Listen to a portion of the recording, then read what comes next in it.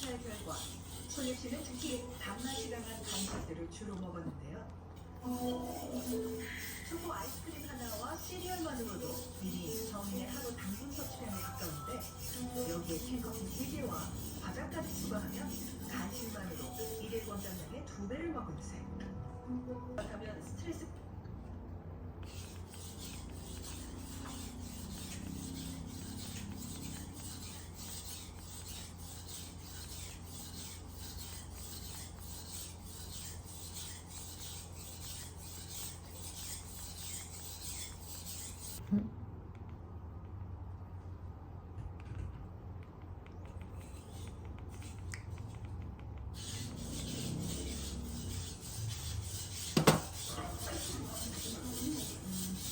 반갑습니다. 토요일은 맛있는 도쿄여행 토요일의 도쿄입니다.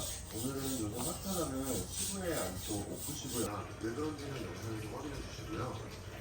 하나 덧붙이자면 고독한 시가의 만화 원작에도 소개된 적이 있는 집입니다.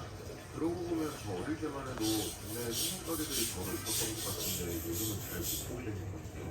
도착했습니다. 오늘의 맛집 우오리키입니다.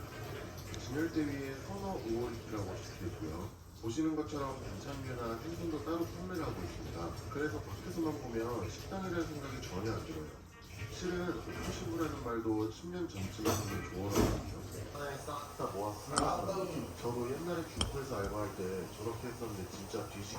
아까 뽑아놓은 메뉴판 들고 잡힌 번호가 오늘의 번호이고요. 저희는 계란말이를 내일 한번 준비했습니다. 썰어봐. 잠시 쉬어가나 살짝 오는 타임인데 저런 거 몰라도 일본 사는데 지장은 없더라고요. 일본 정식의 기본 세트 미소시루와 반찬 훈종이 나왔고요. 여담으로 저희 아버지께서 예전에 일본에 처음 오셨을 때 신기하더라고요. 그렇다고 아예 설탕같이 달다 이런 느낌은 아니어서 밥이랑 먹으니까 너무 맛있었어요.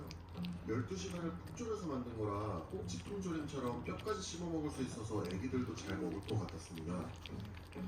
그리고 왜 그런 거 있잖아요. 남대문 먹자골목에 칼국수 먹으러 가면 그 북새통에서도 다들 북적이면서 자기 먹을 거 딱 먹고 서민적인 요리만큼 오히려 소박하고 더 땡기는 그런 느낌? 우오리끼의 고등어 조림도 그런 소박함과 중독성이 있어서 좋아하시는 분들은